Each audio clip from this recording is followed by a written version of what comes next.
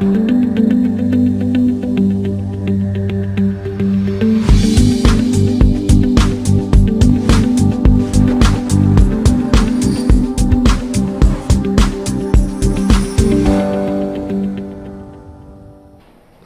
hörmətli tamaşaçılar. Elm və İnnovasiya proqramının bu dəfəki mövzusu ölkəmizdə biologiya elmlərin qarşısında dayanan aktual problemlərin müzakirəsinə həsr olunmuşdur.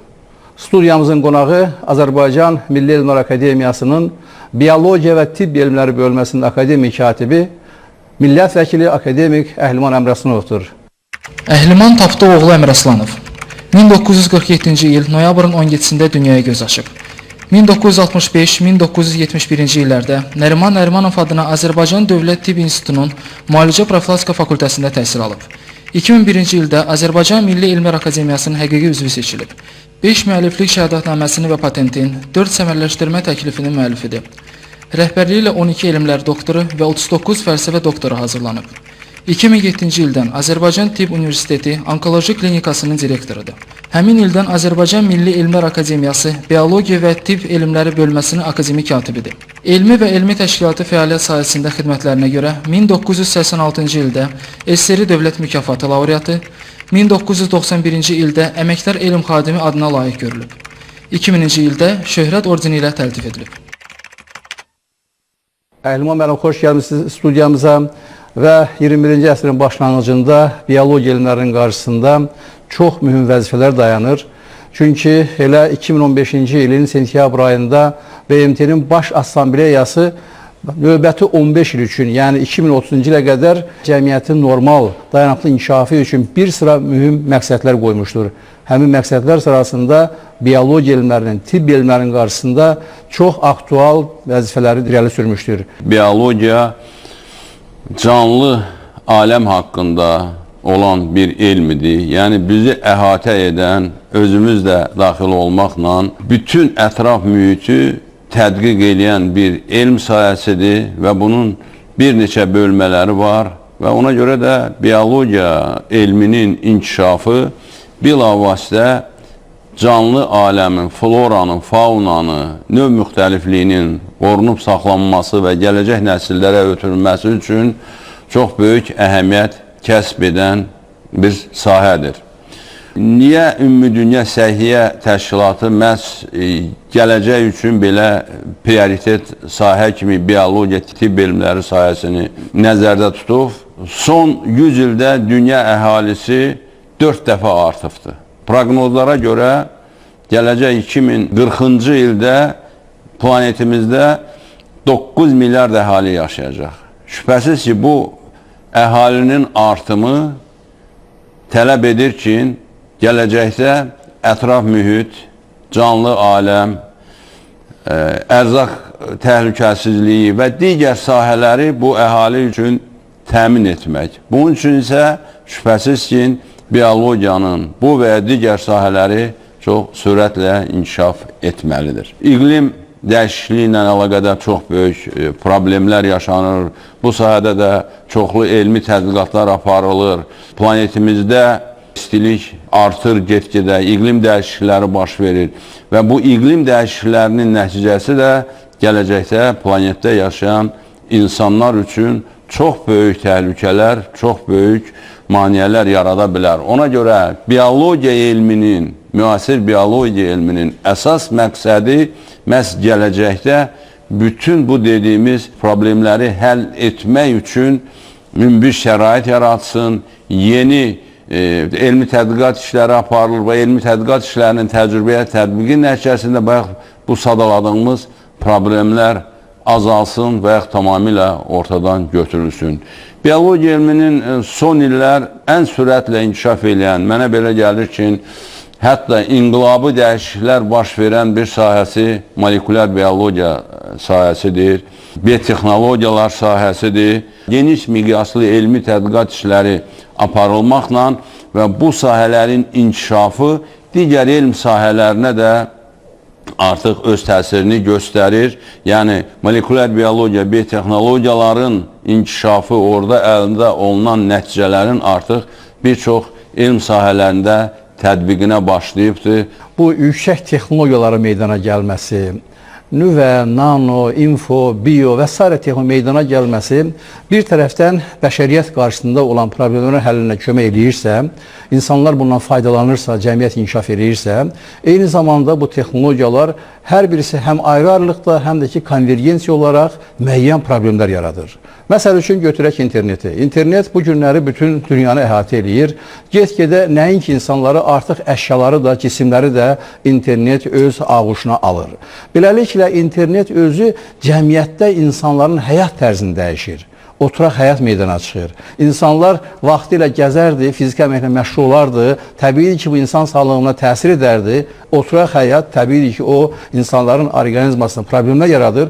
Üstə də gəl, qəflətən informasiya selinin bolluğunun yaranması. Vaxtilə insanlar müəyyən bir kitabı oxuyardı, musiqiyə qulaq asardı və ondan ləzzət alardı. Amma bu günləri informasiya seli insanları elə bir ki, yorur. İnsanların o bioloji orqanları, informasiya qəbulu orqanları, insanların zehni, düşüncəsi informasiya selinin qarşısında çox böyük əziyyət çəkir və bu informasiya özü həm özünün kəmiyyəti ilə, eyni zamanda məzmunu ilə bütün bax bu informasiya selinin meydana çıxması, başqa sözlə 21-ci əsrin başlanğıcında biosfera ilə yanaşı infosferanın, informasiya okeanının yaranması da təbii ki, bioloji elmlərinin, tibb elmlərinin qarşısında problemlər yaradır.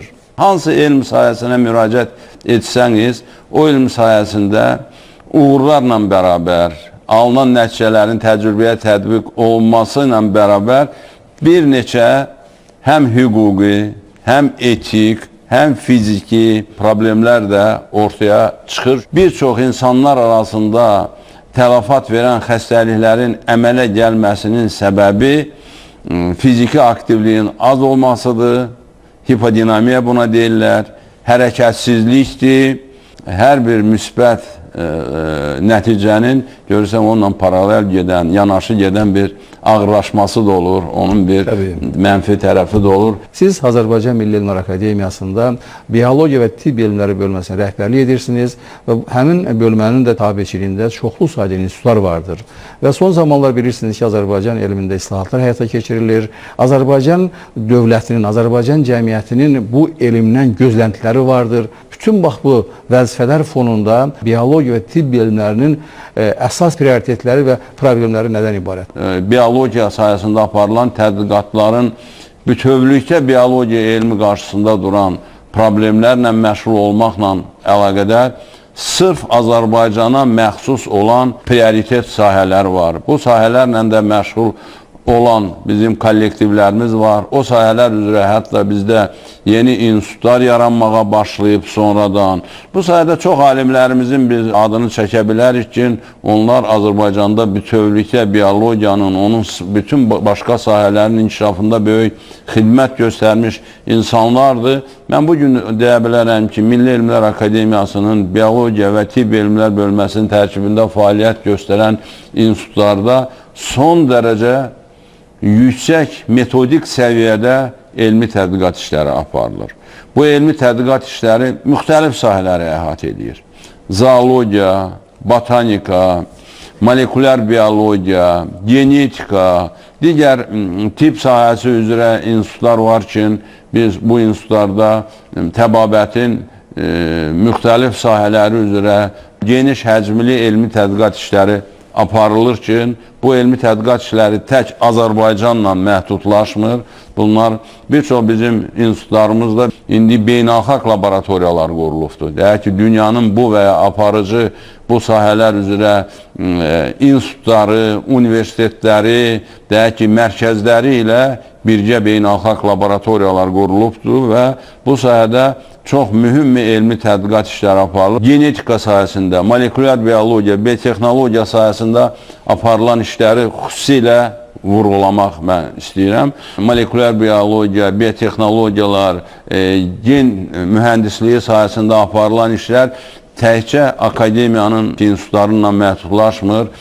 Azərbaycanda olan bir çox tibb mərkəzləri ilə birgə elmi tədqiqat işləri aparılır. Bu tədqiqatlar bilavasitə molekulyar biologiya, genetika, gen mühəndisliyi sahəsində akademiyada aparılan elmi tədqiqat işlərinin biz sırf artıq təcrübəyə tətbiqini görürük. Biologiyanın ayrı-ayrı problemləri digər fundamental elmlərin tədqiqat obyektinə çevrilir. Yəni təsadüfi deyildir ki, bioloji tədqiqatlara, yəni bioloji proseslərin araşdırılmasına fiziki o metodlar cəlb olunur, biofizik elmi yaradır. İnformatika tətbiq olunur, bioinformatika yaradır.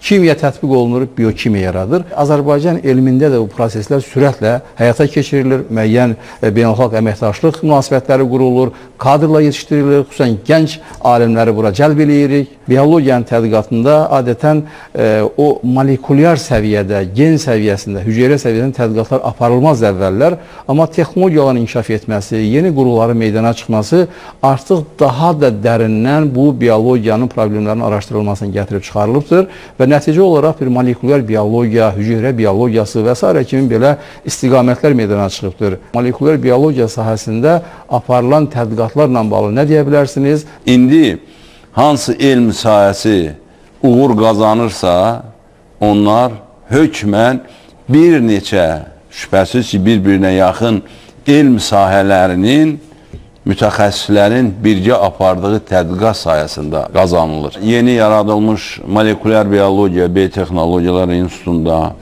həm bizim genetika institutunda və digər başqa institutlarımızda bu səviyyədə, molekulyar səviyyədə, yəni gen səviyyəsində tədqiqatlar aparmaq üçün avadanlıqlarımız var. Molekulyar biologiya institutunun yaranması mənə belə gəlir ki, akademiyanın həyatında çox böyük bir hadisədir. Bu institutun yetirmələri tək Azərbaycanda deyil, dünyanın bir çox ölkələrində çox uğurla fəaliyyət göstərirlər. Dünyanın bu və ya digər molekulyar biologiya, biotexnologiya mərkəzlərinə rəhbərlik edirlər.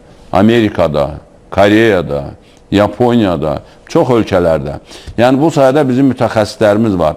Elə bir komanda formalaşdırır ki, elə bir kollektiv formalaşdırır ki, o sayədə o kollektivdən çox böyük uğurlu elmi tədqiqatlar aparmaq imkanı yaranır və onun apardıqları elmi tədqiqatların təcrübəyə tətbiqi də çox böyük həm cəmiyyətə, bütövlükdə, həm təbiətə çox böyük kömək eləyir, yardım eləyir. Əhman müəllim, biologiya elmlərinin qarşısında duran əsas vəzifələrdən biri də herontologiya problemləridir. Herontologiya elmi artıq biologiyadan bir ayrıca bir istiqamət kimi ayrılıbdır, özünün tədqiqat obyektləri vardır, insanların xəstəlikləri, insanların o qocalması prosesini öyrənmək və beləliklə insanın ömrünün daha da dinamik, daha da yaxşı olması, yəni insan ömrünün uzadılması deyəndə onun o qocalıq hissəsinin uzadılmasından söhbət getmir. İnsanın özünün cavanlığının uzadılması, gəncliyin uzadılması, insanın normal fəaliyyət göstərməsi, insanın bütün bioloji funksiyasının normal inkişaf etdirilməsi və s. kimi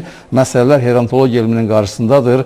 Bu da təbiidir ki, 21-ci əsrin o çağırışlarından biridir ki, insan az yaşayır. İnsan öz potensialını cəmiyyətdə az zaman ərzində reallaşdıra bilir. İnsanlar istəyir ki, daha çox yaşasın, daha çox cəmiyyət üçün faydalı olsun. Bax, bu istiqamətdə tədqiqatlar Azərbaycanda aparılırmı? Çox maraqlı bir sahəyə biz sizlə Rasim müəllim gəldik. Həmişə deyirik ki, bizim dədələrimiz, babalarımız bizdən daha çox yaşayıblar, daha çox ömür sürüblər. Həmən statistikaya müraciət edəndə görürük ki, yox, bunun əksinədir. 17-ci əsrdə orta yaş planetimizdə olubdur 24 yaş. 18-ci əsrdə bu olubdur 34 yaş. Hətta fəxr elədiyimiz 20-ci əsrdə planetdə orta yaş olubdur 50. Bu günləri 2015-in mən statistik məlumatlarını sizə deyə bilərəm. Ümumi Dünya Səhiyyə Təşkilatının məlumatına görə planetimizdə yaşayan əhalinin orta yaş göstəricisi 70-in üstündədir. 71-72. Ölkələrə baxsaq, fərqli rəqəm görərik. Ən yüksək orta yaş göstəricisi dünyada Yaponiyadır, Amerikadır, Avropanın inkişaf eləmiş ölkələrdir. Onlarda artıq 84-ün üzərindədir. Bəli. Hər halda progres var bu sahədə. Ancaq biz istəyirik ki, daha çox yaşayaq. Birinci, əvvəllər niyə az idi belə insanların orta ömür göstəriciləri? Əvvəllər uşaqlar arasında ölüm göstəricisi həddən artıq çox idi. Dünyaya gələn 10 uşağın 8-i dünyasını dəyişirdi. Yalnız ikisi sağ qalırdı. Bu sonradan şübhəsiz bu göstəricilər enməyə başladı. Bu sayədə bizdə də tədqiqatlar aparılır. Mən sizə deyim, təkcə uzun ömürlülük yox, yəni çox yaşamaq və keyfiyyətli yaşamaq. Bəli. Bu çox vacib məsələdir. Bəli. Uzun ömürlüyün əsas faktorlarının, uzun ömürlüyün 15% yalnız genetik faktorlarla bağlıdır. 700-ə qədər uzun ömürlüyə təsir edən genetik aparatda kodlar aşkar olunubdur. Yəni, bu faktorda araşdırılır. Mənə belə gəlir ki, bu istiqamətdə aparılan elmi tədqiqatlar da son dərəcə perspektivi olan, son dərəcə vacib tədqiqatlardır və bu sahədə artıq nəticələr var. Yəni, indi təbabət o qədər inkişaf eləyir ki, bax, məhz o keyfiyyətli uzun ömürlüyün əsasında duran, onu təmin edən faktorlardan biri də bax onlardır. Sizin verdiyiniz məlumatdan belə qənaətə gəlmək olur ki, hansı ölkədə elm, təhsil inkişaf eləyibsə, texnologiya inkişaf eləyibsə, iqtisadiyyatın səviyyəsi yüksəkdirsə, təbiidir ki, insanların demək həyat tərzi yaxşı olur, yaxşı qidalanır, təmiz su içir, ətraf mühitin problemlərini yüksək səviyyədə həll eləyirlər və təbiidir ki, bu da insanların ömrünü uzadır. Buna görə də cəmiyyət inkişaf etdikcə güman eləyirik ki, insanların da orta yaşam dövrü artacaqdır. Bu barədə siz məlumat verdiniz. Söhbətimiz gəlib kök hüceyrələrindən çıxır ki, bu kök hüceyrələri artıq inkişaf etmiş ölkələrdə çox yüksək inkişaf etməkdədir və eyni zamanda sizin də bir akademiyanın üzvü kimi, bu işə bir məsul olan bir bölmənin rəhbəri kimi tez-tez çıxışlarınızda akademiyanın o yüksək tribunasında bu problemi qaldırırsınız. Ölkənin elmi ictimaiyyətini kök hüceyrələrin araşdırılmasına və onun tətbiqlərinə yönəldirsiniz və bu istiqamətdə hansı araşdırmalar aparılır və hansı biz belə perspektivlərdən danışa bilərik? Kök hüceyrələri sayəsində aparılan tədqiqatlar əvvəl yalnız laboratoriyaları əhatə edirdi. Laboratoriyaların divarlarından kənara çıxmırdı. Ancaq son illər kök hüceyrələri sayəsində aparılan tədqiqatlar artıq klinikalara, xəstəxanalara, müalicəxanalara tətbiq olunmağa başlayıb. Və bu günlər mən onu deyim ki, kök hüceyrələri bir çox xəstəliklərin müalicəsində o kombinə olunmuş kompleks müalicənin vacib bir komponenti kimi istifadə olunur. Hətta elə xəstəliklər var ki, insanlar arasında çox tələfat verən xəstəliklərin müalicəsində kök hüceyrələri sərbəst bir müalicə üsulu kimi geniş istifadə olunmağa başlayıbdır. Bizdə kök hüceyrələrlə məşğul olan Genetik Ehtiyatlar İnstitutunda laboratoriya yaranıbdır. Yüksək ixtisaslı mütəxəssislər çalışırlar və bu kök hüceyrələrinin artıq klinikaya tətbiqi sayəsində də böyük işlər görülüblər. Biz artıq keçən il Tibb Universitetinin Cərrahiyyə Klinikasında bizim akademiyanın müxbir üzvü Nuru Bayramovun rəhbərliyi ilə artıq kök hüceyrələrinin klinikaya tətbiq etməyə nail olduq. Bu günləri biz istədiyimiz miqyasda deyil. Ancaq bu istiqamətdə son dərəcədə çox ciddi tədqiqatlar aparılır və mən dəfələrlə demişəm ki, akademiyada bu istiqamətdə iş görülür. Ancaq mənə belə gəlir ki, Azərbaycanda kök hüceyrə mərkəzləri yaradılmalıdır. Bir mərkəzdə yox, bir neçə mərkəz yaradılmalıdır. Kök hüceyrələrinin bir çox patologiyaların müalicəsində, xüsusilə bəd xəstəlik şişlərdə, qan xəstəliklərində, digər bu xəstəliklərin sayı çoxdur və get-gedə də artır. Bu günləri geniş istifadə olunur və bu sahədə də bizim alimlər, bu işlə məşğul olan mütəxəssislər də dünyadan geri qalmırlar. Tədqiqatlarımızın səviyyəsi yaxşıdır, ancaq belə bir mərkəzin də gələcəkdə yaranmasına görünür ehtiyac var. Gen mühəndisliyi Azərbaycanda indi qeyd etdiyiniz kimi müxtəlif istiqamətlərdə artıq həm araşdırılır, həm də ki, tətbiq olunmaq üzrədir. Və bu gen mühəndisliyin hədəfləri çoxdur. Yəni, genlər üzərində müəyyən əməliyyatlar aparmaqla, istər qida probleminin həll olunması, Yeni modifikasiya olunmuş, yeni dəyişdirilmiş məhsulların istehsalı, indi bunun müsbət tərəfləri də vardır, mənfi tərəfləri də vardır. Elə ilkin sualın bir həkim kimi, ömrünü tibbi həsr etmiş bir alim kimi bu gen diaqnostikasıdır, yəni gen terapiyasıdır. Bu istiqamətdə hansı işlər aparılır? Çünki həkimlərimiz həmişə o xəstə ilə təmasda olanda həm vizual informasiyadır, həm də onun o səhhəti ilə bağlı bir sıra zəruri məlumatları toplayırlar və onun əsasında qərar qəbul edirlər, onları müalicə edirlər. Amma indi zaman dəyişibdir, molekulyar biologiya sahəsində çox böyük nailiyyətlər əldə olunur. Qeyd etdiyimiz kimi artıq tədqiqatlar hüceyrə səviyyəsindədir, molekulyar səviyyədə həyata keçirilir və təbiidir ki, insan da həmin o bioloji varlıqların biridir və əsasıdır.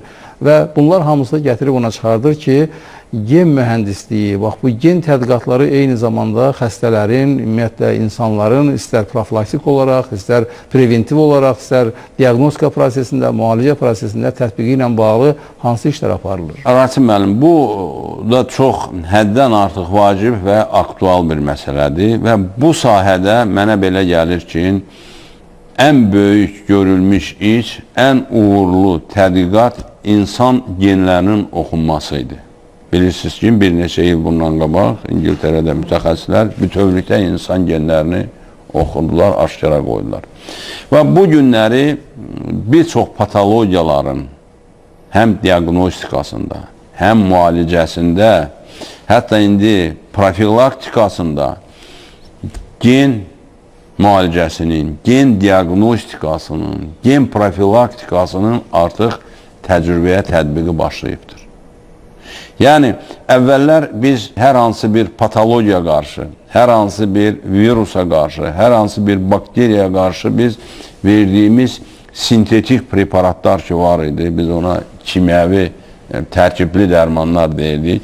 Bu preparatlar xəstə hüceyrələrə, bakteriya ilə zədələnmiş hüceyrələrə və yaxud bakteriyalara, viruslara təsir eləməklə yanaşı, şübhəsiz ki, onları zərərsizləşdirməklə yanaşı, sağlam hüceyrələrə də mənfi təsir göstərirdi. Sağlam orqanlara da mənfi təsir göstərirdi.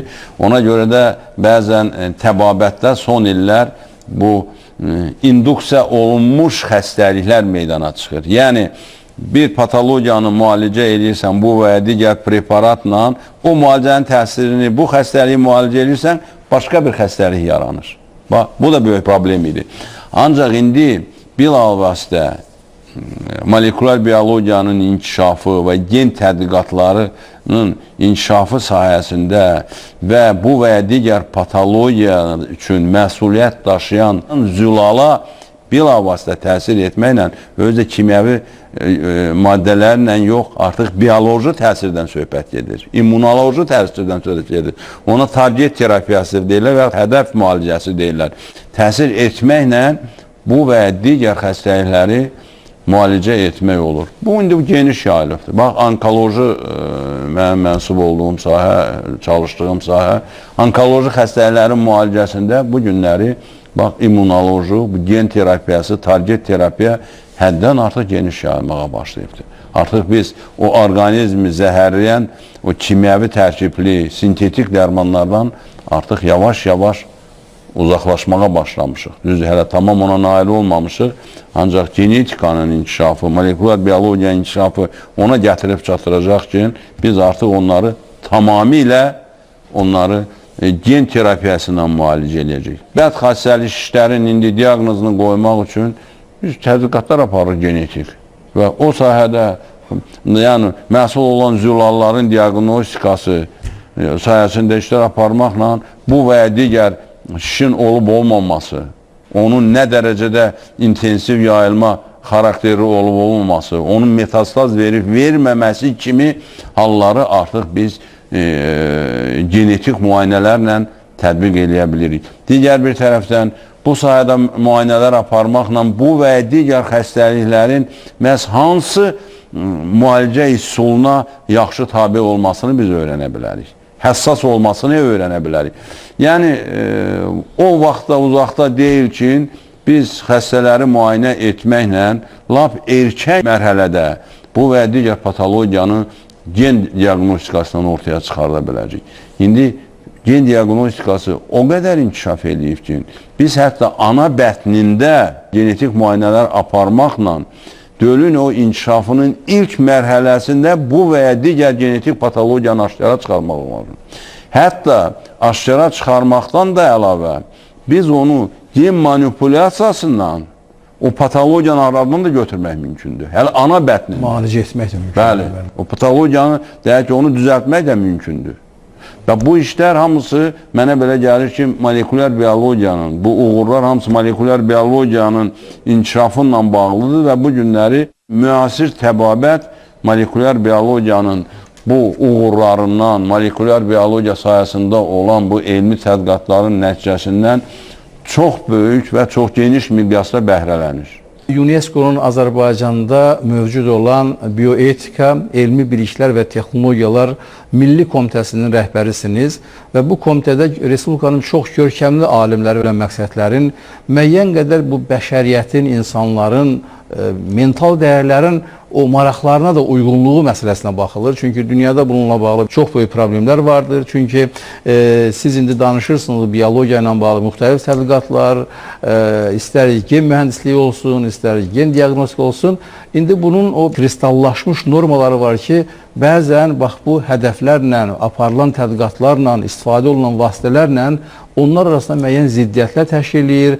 Müxtəlif ölkələrin o mental dəyərləri buna maneçilik törədir və ümumiyyətlə bəzi hallarda belə sivilizasiyanın, o bəşəriyyətin əsaslarına bəzən qarşı da çağırışlar meydana çıxır. Çünki insanların surətinin çıxardılması, klonlaşdırılması. Ona görə də siz bu sahənin bir mütəxəssisi kimi, eyni zamanda ölkəmizdə bu elmi araşdırmaların bir etik problemlərlə məşğul olan bir alim kimi nə deyə bilərsiniz? Elmi tədqiqatda, xüsusilə biologiyada, təbabətdə əldə olunan uğurlar özünlə bərabər bir çox hüquqi və etik problemlər də ortaya qoyur. Bəzən bu etik problemlər o qədər qabarıq olur ki, sonradan bu problemlər bu sahənin, bu elm sahəsinin inkişafının bu xovuna çevrilir. Onun qarşısına bir sədd çəkməyə çevrilir. Yəni bunları da biz kənara qoya bilmərik. Çünki elə problemlər var ki, bu etik problemlərdir.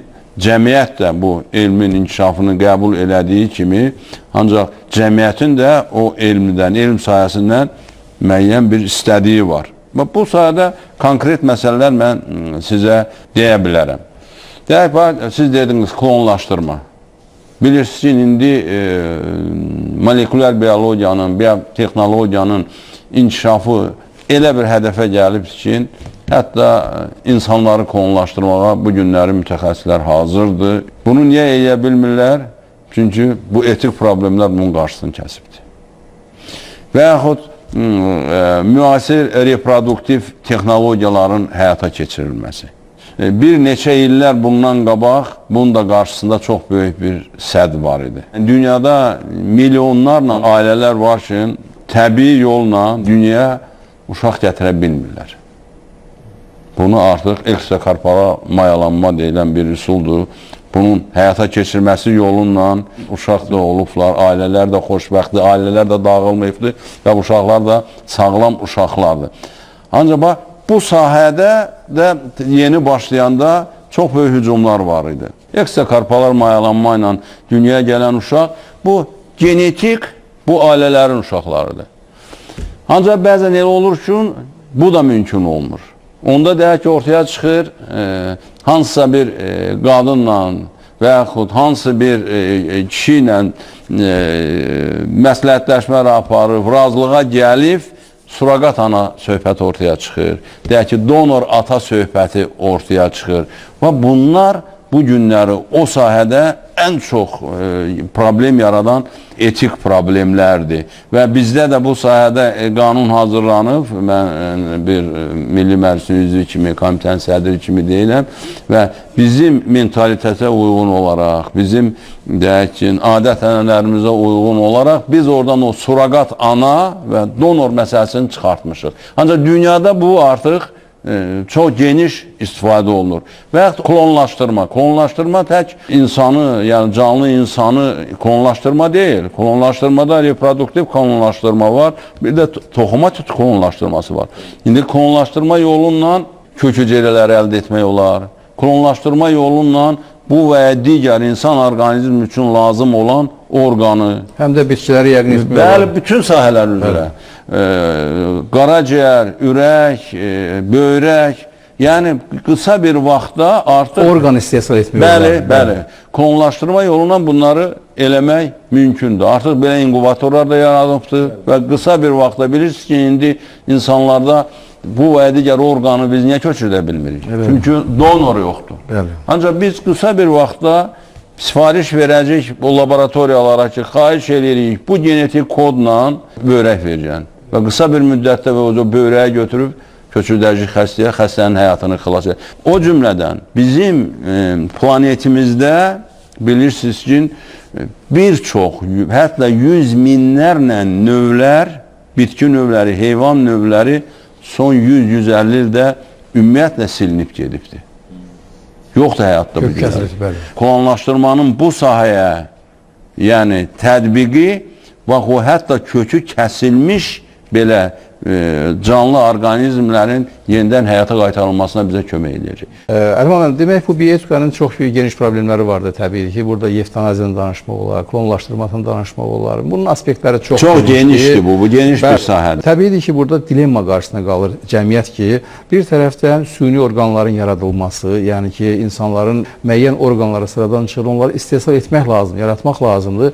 Amma digər tərəfdən də bu gen mühəndisliyi elə bir səviyyəyə gəlib çatır ki, iki ata və bir ananın hüceyrələrindən yeni uşağın doğulması. Təbii ki, bütün bu sivilizasiyanın əsasını dağıtmağa gətirib çıxara bilər. Çünki neçə milyon illərdir bu sivilizasiya formalaşıbdır və cəmiyyət belə qurulubdur. İndən belə məsələ üçün gen mühəndisliyinin bütün bu cəmiyyətin əsaslarının dağıdılması istiqamətində apardığı tədqiqatların müsbət mənfi tərəflərini demək çətindir. Yəni belə demək baxışlar var, ona görə də qadağalar da vardır, çağırışlar da vardır. Bu alimlərin qarşısına müəyyən belə məsuliyyətlər qoyulur. Tək bu bioetika məsələləri deyil, təbiidir ki, burada kimyanın da qarşısında müəyyən problemlər var, kütləvi qırğın silahların istehsalı məsələsi var. Bəli. Çünki elə demək kimyəvi silahlar istehsal olunur ki, o bütün bəşəriyyətin inkişafına böyük problemlər yarada bilir, bioloji silahlar meydana çıxır. Elə götürək informasiya texnologiyanın özünün də bir etik problemləri vardır. Elə, yəni o silahdan istifadə edib cəmiyyətə ziyan vurmaq, indi son zamanlar bilirsiniz ki, kompüterdə virusların istehsal olunması, sistemlərin dağılması, bunun özü də bir etik problemdir. Siz bir milli komitənin rəhbəri kimi ümumiyyətlə Azərbaycan bu elmi müəssisələrində aparılan araşdırmaların bir etik tələblərə cavab verməsini də yəqin ki, bir monitorinqlə aparırsınız.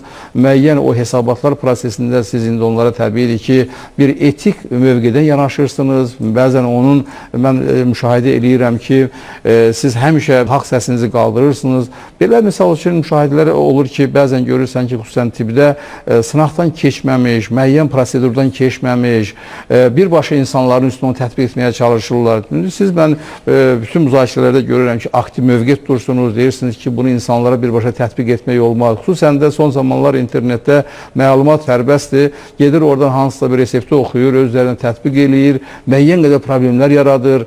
Yəni siz bax bu Milli Komitənin rəhbəri kimi istənilən növ tədqiqatlarda o insanların marağına, cəmiyyətin marağına, qanunlara uyğunluğu ilə öz münasibətini bildirirsiniz. Bununla bağlı, yəni tək bioetika ilə bağlı yox, digər məsələlərlə bağlı da məlumat vermənizi xahiş edirəm. Hər bir elmi tədqiqat sahəsinin öz etik problemləri var, orada etika gözlənilməlidir. Bütün sahələrdə. Bax, tibbdə, hansı sahələrdə, hansı material üzərində tədqiqat apara bilərsən, hansı predmet üzərində tədqiqat apara bilməzsən, bunlar artıq məlumdur.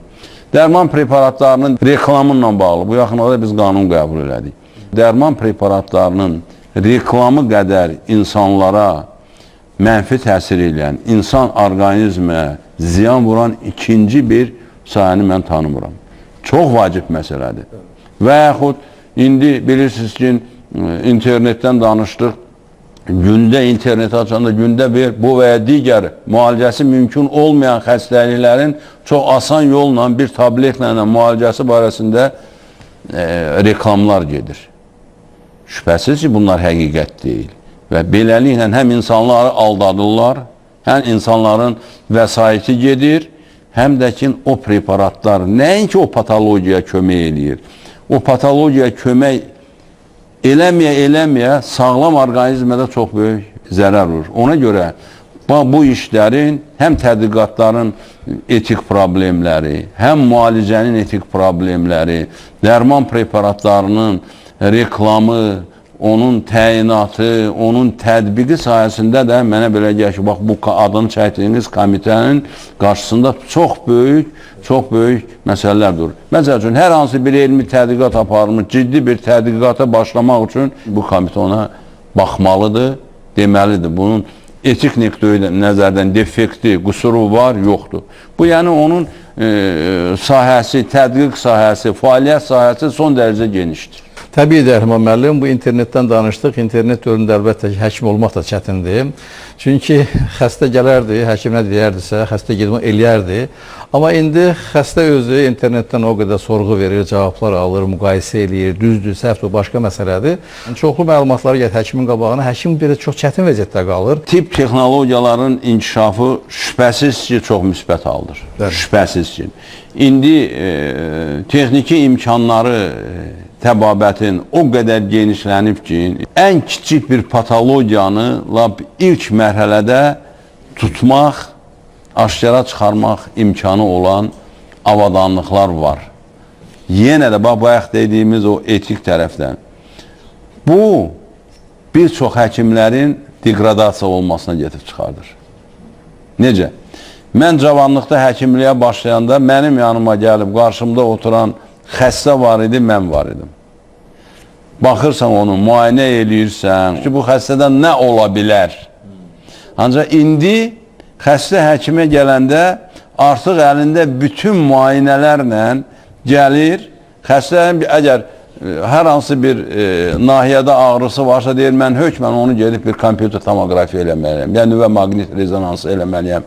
Və artıq həkim fikirləşməyə vaxt tapır ki, bu xəstədə nə ola bilər? Bu xəstədə nə hansı patologiya ola bilər? Və bunun mənfi cəhəti də ondan ibarət. İndi hesab edin ki, həkimlərin bir çoxu o texnikanın, o avadanlığın əsrinə çevrilibdir. Artıq həkimin bu barədə fikir yürütmək, bu barədə fikirləşmək ki, daha hansı müayinəni eləyim ki, bunu dəqiqləşdirim. Artıq internetdə də bəziləri düz, bəziləri yalan, bütün xəstələrin müalicəsi haqqında orada sxema var.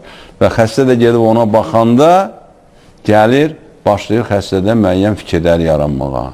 Bunu edək, etməyək, bu müalicəni qəbul eləyək, eləməyək. Və bu problemlər, hamısı çox böyük problemlər, bu da bax o etik problemlərin bir qollarıdır. Bəli. Əfəm, təbiidir ki, bunların hamısı bir istiqamətdə elektron tibb problemləridir. Çünki bu informasiya çoxdur, qərar qəbul etmək, insan faktorunu azaltmaq. Çünki bu informasiya bolluğunun özü, internetin gətirdiyi biliklər və həkimin də o dilemma qarşısına qalması təbii ki, müəyyən qədər risklər yaradır, müəyyən qədər qərarların qəbul edilməsini çətinlik yaradır və siz də bilirsiniz ki, artıq Elmlər Akademiyası, Səhiyyə Nazirliyi və digər maraqlı qurumların iştirakı ilə bu yaxınlarda da biz elektron tibb üzrə konferanslar keçirdik və həmin o konferansın hədəflərindən biri ondan ibarət idi ki, bax bu informasiya bolluğu şəraitində qərarların qəbul edilməsinin, keyfiyyətin yüksəldilməsi, insan faktorunun azaldılması və s. bu istiqamətdə də bilirsiniz ki, dünyada tədqiqatlar aparılır. Ərman bəy, maraqlı söhbətə görə çox sağ olun. Təbiidir ki, bir veriliş çərçivəsində bu qədər sualların müzakirəsini aparmaq çox çətindir.